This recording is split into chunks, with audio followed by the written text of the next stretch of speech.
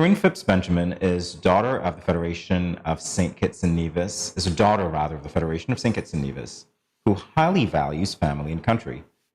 Professionally, she brings her vast experience and polished expertise to communications teams and is an associate communications director of an energy company in the United States. Coreentje is a former diaspora advisor at the Permanent Mission of St. Kitts and Nevis to the UN. Good morning. Welcome, welcome. Thank you for having me on your program this morning. And you did a good job, Mr. Morris. Oh, please call me Jamie. That's Jamie. easy. I call you Coreentje, you call me Jamie. It works both Jamie, ways. you did a wonderful job. Thank you so much for having me on this morning, and congratulations on hosting this innovative platform for multiple things relevant to St. Kitts and Nevis. No, thank you so much. Much appreciated. So you were born on 60-something square mile island, that is St. Kitts. And yes, we typically ask our guests who migrate what the experience of migrating is like. So what was yours like? Once you migrate as an adult, it's a little different, I think, for people who migrate as children. So you come into America for me. I said come into America. I know, right?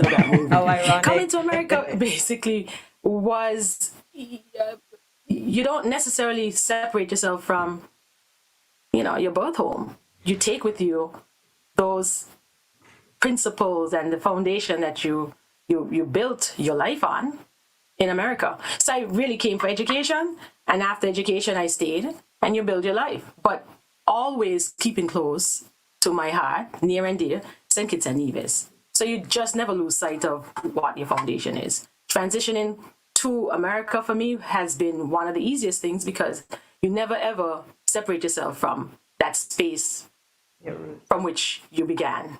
My life began in St. Kitts and Nevis. I'm in America now, but a lot of the fundamental principles that have shaped my life haven't escaped me. The one thing I'll finish with is the most difficult transition has been the weather, right? Yeah, okay. So I don't get to bottle that with me. The sunshine and the easy living, you don't get to take that with you. Transitioning to being comfortable with the weather, that has been the hardest transition. You are the content manager as well as the brand curator. What type of content do you create at FuelCell?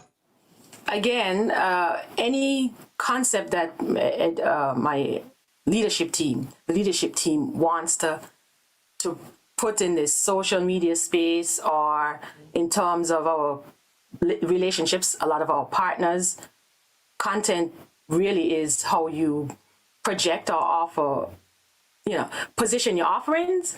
So essentially, that could very well be a package which speaks to what we would offer them based on what their needs are. Customers not just in the US, but we have customers in Europe as well as Asia. So essentially, you really want to do not document, but encourage partnerships, encourage people to use our services. And so any content that will get us to that point, that's the type of content we create. Was there any sort of correlation between the tasks that you performed there and the way that it informs what you do now? Barely. I served in a different realm at the United Nations. On policy making and decision making, that was part of the role as a diaspora advisor. But a lot of what was entailed in that job was pretty much building relationships with our people in the US. There are quite a few organizations. I've seen you have host several heads of organizations that are based here in the US.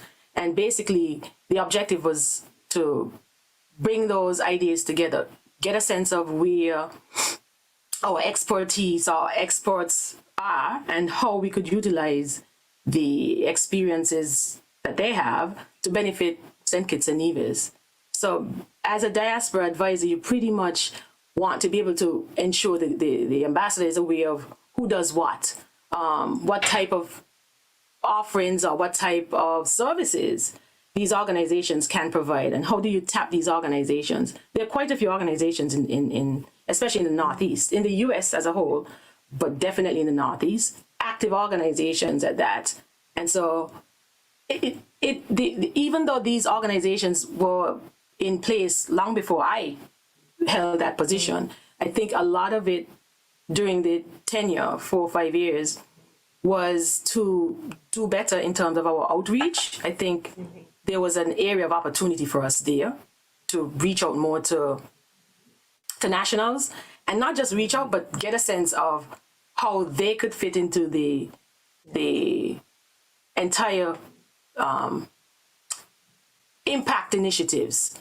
So it was all well and good to be an organization, but how are you impacting St. Kitts and Nevis?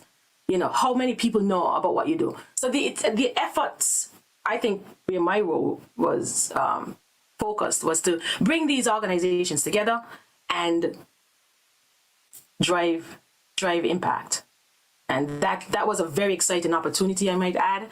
And I think in terms of what the question you asked about the correlation between where I am now and where I was, partnerships is one of the things that resonates with me, with those experiences. You really are building partnerships. You really are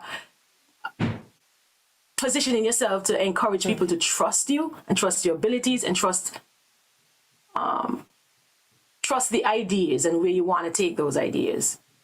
So an exciting experience, might I add. Very exciting, because you also, another thing I should add is that you have, that experience was also focused on relations at the UN, right, with other countries, as well as the diaspora focus. You know, there was a conversation that, you know, ambassadors tend to have, that as much as you revere or value our presence at the UN, we're not at the UN without the people of St. Kitts and Nevis, without the country St. Kitts and Nevis. So there's always this conversation that we should always remember to uphold our diaspora, our people, because we don't go down to the UN to represent St. Kitts and Nevis without first our people who have immigrated here and the country St. Kitts and Nevis as a whole.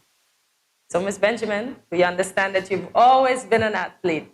Tell us about your most recent undertaking in sports. Most recent undertaking. I went on a track and tried to run like I was 21 again, and I finished the race. So a girlfriend of mine who participated in this race for more mature athletes invited me to take part in this particular race in Connecticut, and I went ahead and did it. And I think I did the 50 and the 100, and on both of them, I was able to complete it in reasonable time. I think on the 100, it was 15 seconds. And on the 50, 7 seconds, 7 point something seconds. So we hopefully will run again this year. My girlfriend, Jackie Knight. So she's gung-ho about running the race. I am not so gung-ho, but, you know, we just want to finish it. Well, we saw you with the medals, sporting your number 172, so congratulations. Couldn't be all that bad. Thank you so much. Thank you so much.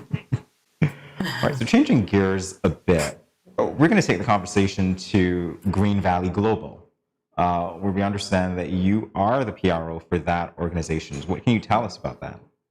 Yeah, so some 14 years ago, a group of us got together and founded this, this baby was birthed back in 2007. So that's 15 years ago. Yeah, almost. And essentially it was, how do you impact your community even from a distance? I didn't say that I was from Keon. Did you guys get that? I don't think I remember you saying that. Love my country, love that I'm from St. Kitts and Nevis, but always have to narrow in on the point that my little village is really where my ideals were shaped. I'm from Keon. And so part of what many of us committed to was finding ways to give back. So we do fundraisers here in the tri-state area, And on any given occasion, we would, we initially started an elderly event. So I think whenever there was a festival, whenever the festival in Keon would be held, we would support our seniors and support the initiatives of the festival committee. Because there's strength in numbers, and there's value in really giving back to where your life journey began, right? And so the mission is really to focus on one people, one history, one country, one history. And that's really what we focus on. And it's not just about Keon, though. One of the things we recognize is that part of country is wherever there is a need. And so we've done quite a great deal of work outside of the Keon community for people who are Kittitians and Divisions, and beyond, because we've assisted in hurricane relief efforts for, back in, I think it was 2017 or 2018 when Antigua had been devastated by that hurricane, and I think Irma and Maria. So we understand the value of bringing our communities together, and how us here in the diaspora could really, collaborate on impacting change. And it brings excitement, right? Because for me, my mantra has always been, you live for yourself, you live in vain, Bob Marley. Live for others, you live again. So it does bring, pride to be able to see how our work, individually and collectively, could really change lives. Very, very inspirational indeed. And I love the way that you're able to connect for the benefit of not only Green Valley, I want to say Green Valley villagers, Green Valley villagers, if I can say that. We're villagers, but the organization's name is Green Valley Global. Thanks so much, Coreentje. Thank you as well, Jamie. You're I really welcome. appreciate the time. And good luck with your program. And cheers to all of my friends and family back in St. Kitts and Nevis.